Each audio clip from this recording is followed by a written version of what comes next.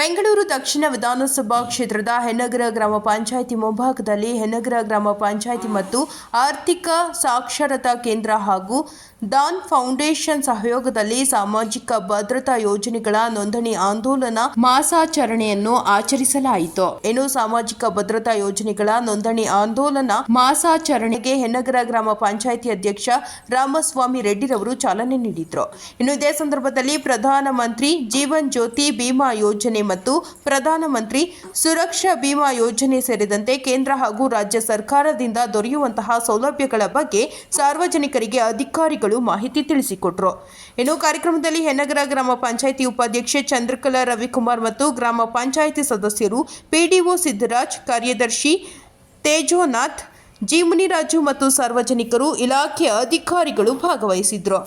ಆರ್ಥಿಕ ಸಾಕ್ಷರತಾ ಕೇಂದ್ರ ಸೆಂಟರ್ ಫಾರ್ ಫೈನಾನ್ಷಿಯಲ್ ಲಿಟ್ರಸಿ ಕಡೆಯಿಂದ RBI ಕಡೆಯಿಂದ ಬಂದಿದ್ವಿ. ಈಗ ಜಿಲ್ಲಾ ಪಂಚಾಯತಿಯಿಂದ ಪ್ರತಿಯೊಂದು ಪಂಚಾಯತಿಯಲ್ಲೂ ಕೂಡ ಒಂದು ಈ ಪ್ರಧಾನಮಂತ್ರಿ ಯೋಜನೆಗಳಿದೆಯೋ ಸೋಷಿಯಲ್ ಸರ್ವಿಸ್ ಸೆಕ್ಯೂರಿಟಿ ಸ್ಕೀಮ್ಸ್ ಅಂತ ಕರಿತೀವಿ. ಅದನ್ನು ಎಲ್ಲರೂ ಪಬ್ಲಿಕ್ ಆಗಿರ್ಬೋದು, ಇಲ್ಲ ಗೌರ್ಮೆಂಟ್ ಎಂಪ್ಲಾಯೀಸ್ ಆಗಿರ್ಬೋದು, ಇಲ್ಲ ಪಂಚಾಯತಿ ವೈಸ್ ಎಲ್ಲರೂ ಅದರಲ್ಲಿ ಎನ್ರೋಲ್ ಮಾಡಿಸ್ಬೇಕು ಅಂತ ಹೇಳಿದರೆ ಅದರ ಪ್ರಯುಕ್ತ ಇಲ್ಲಿ ಒಂದು ಪ್ರೋಗ್ರಾಮ್ನ ಹಮ್ಮಿಕೊಂಡಿದ್ದೀವಿ. ನಾನು ಫಸ್ಟಿಗೆ ಒಂದೆರಡು ಎಕ್ಸ್ಪ್ಲನೇಷನ್ ಹೇಳ್ತೀನಿ. ನಮ್ಮ ಕಡೆಯಿಂದ ಏನೇನು ಸರ್ವಿಸ್ ಸಿಗುತ್ತೆ ಅನ್ನೋದ್ರ ಬಗ್ಗೆ ಹೇಳ್ತೀನಿ. ಆರ್ಥಿಕ ಸಾಕ್ಷರತಾ ಕೇಂದ್ರ ಅಂದರೆ ಏನಂದರೆ, ಈಗ ನಮಗೆ ಏನು ಮಾಡ್ತೀವಿ ಅಂದರೆ, ನಾವು ಒಂದು ಓದ್ಕೊಂಡು ಬರ್ತೀವಲ್ಲ, ಎಜುಕೇಷನ್ ನಮಗೆ ಸಿಗುತ್ತೆ. ಅದರಲ್ಲಿ ಏನು ಸಿಗುತ್ತೆ ಅಂದರೆ, ಒಂದು ಸಿಲೆಬಸ್ ಇರುತ್ತೆ, ಒಂದಷ್ಟು ಬುಕ್ಸ್ಗಳಿರುತ್ತೆ, ಅದನ್ನು ಓದ್ತೀವಿ, ಪಾಸ್ ಆಗ್ತೀವಿ, ಕಂಪ್ಲೀಟ್ ಮಾಡ್ಕೋತೀವಿ ಕೋರ್ಸ್ನ. ಆದರೆ ಅದು ಕಂಪ್ಲೀಟ್ ಆದಮೇಲೆ ಏನು ಮಾಡ್ತೀವಿ, ದುಡಿಯೋಕ್ಕೆ ಶುರು ಮಾಡ್ತೀವಿ, ಏನೋ ಒಂದು ಬಿಸ್ನೆಸ್ ಏನಾದರೂ ಒಂದು ಮಾಡೋಕ್ಕೆ ಶುರು ಮಾಡ್ತೀವಿ. ಮಾಡಿದಾದಮೇಲೆ ನಮಗೆ ಬರೋವಂಥದ್ದು ಫೈನಾನ್ಷಿಯಲ್ ಆಗಿ ಯಾವಾಗ ನಮ್ಮ ದೇಶದಲ್ಲಿ ಬಡತನ ಅನ್ನೋದು ಹೋಗುತ್ತೆ ಅಂದರೆ, ಪ್ರತಿಯೊಬ್ಬ ಮನುಷ್ಯನು ಫೈನಾನ್ಷಿಯಲ್ ಆಗಿ ಫ್ರೀಡಮ್ ಆಗಬೇಕು. ಅಂದರೆ ಆ ಬಡತನ ಏನಿದೆಯೋ ಅದನ್ನು ಹೋಗಬೇಕು. ಯಾವಾಗ ಹೋಗುತ್ತೆ ಅಂದರೆ, ನಮಗೊಂದು ಅರಿವು ಬರಬೇಕು. ಹೆಂಗೆ ಅರಿವು ಬರುತ್ತೆ ಅಂದರೆ, ನಮಗೆ ಎಷ್ಟು ಸಂಪಾದನೆ ಇದೆ, ನಾವು ಎಷ್ಟು ಅದರಲ್ಲಿ ಸೇವಿಂಗ್ ಮಾಡ್ತಿದ್ದೀವಿ, ಎಷ್ಟು ಉಳಿಸ್ಬೇಕು, ಎಷ್ಟು ಖರ್ಚು ಮಾಡಬೇಕು, ಯಾವ್ದು ಅಗತ್ಯ ಖರ್ಚುಗಳಿದ್ದಾವೆ, ಯಾವ್ದು ಅನಾಗತ್ಯ ಖರ್ಚುಗಳಿದ್ದಾವೆ, ಪ್ರತಿಯೊಂದು ಬಗ್ಗೆನೂ ತಿಳ್ಕೊತ ಹೋದಾಗ ಅಷ್ಟೇ ನಮಗೆ ದುಡ್ಡಿನ ಬಗ್ಗೆ ಅರಿವಾಗುತ್ತೆ. ಎಲ್ಲಿ ಇನ್ವೆಸ್ಟ್ಮೆಂಟ್ ಮಾಡಬೇಕು, ಎಲ್ಲಿ ಹಾಕ್ಬಾರ್ದು, ಎಲ್ಲಿ ಲೋನ್ ತೊಗೋಬೇಕು, ಎಲ್ಲಿ ಲೋನ್ ತೊಗೋಬಾರ್ದು, ಯಾವುದ್ರ ವಿರುದ್ಧ ನಾವು ಹೋಗಬೇಕು. ನಮಗೇನೋ ಒಂದು ಬ್ಯಾಂಕ್ ಕಡೆಯಿಂದ ಸಮಸ್ಯೆಗಳೇನಾಗುತ್ತೆ ಅಂದರೆ, ಒಂದು ದುಡ್ಡು ಕಟ್ಟಾಗಿರುತ್ತೆ, ಇಲ್ಲ ಏನಾದರೂ ನಾವು ಒಂದು ಸರ್ವಿಸ್ ಕೇಳಿರ್ತೀವಿ, ಅದು ನಮಗೆ ಸಿಕ್ಕಿರಲ್ಲ.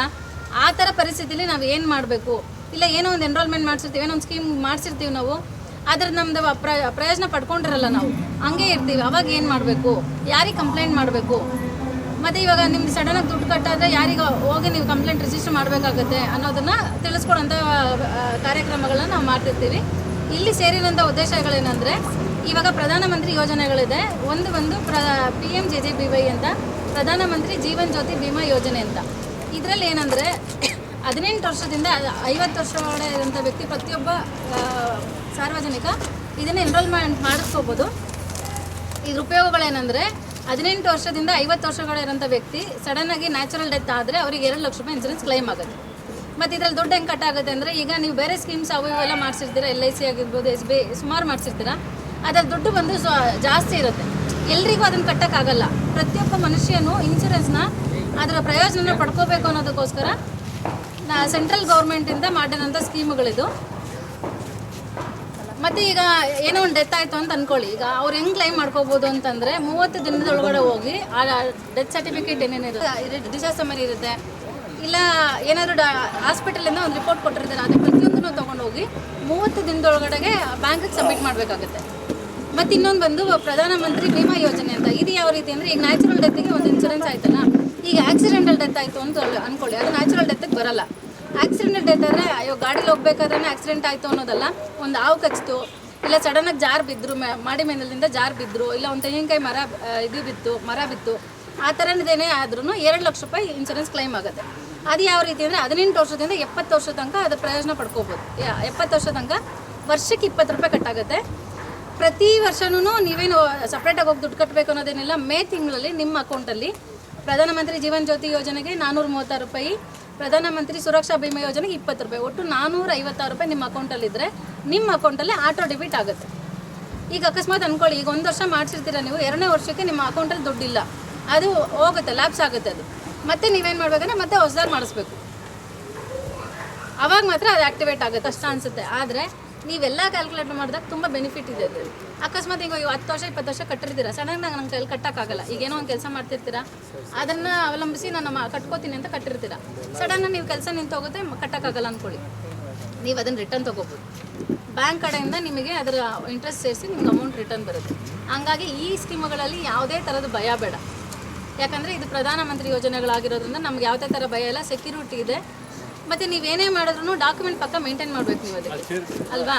ಈಗ ನೀವು ಮಾಡಿಸಿರ್ತೀರ ಅಂತ ಅಂದ್ಕೊಳ್ಳಿ, ಬ್ಯಾಂಕ್ ಕಡೆಯಿಂದ ಒಂದು ಸರ್ಟಿಫಿಕೇಟ್ ಸಿಗುತ್ತೆ, ಫಸ್ಟಿಗೆ ಸಿಗ್ತಿರ್ಲಿಲ್ಲ, ಈಗ ಸಿಗ್ತಿದೆ. ನೀವು ಅದನ್ನು ಡೌನ್ಲೋಡ್ ಮಾಡ್ಕೋಬೋದು.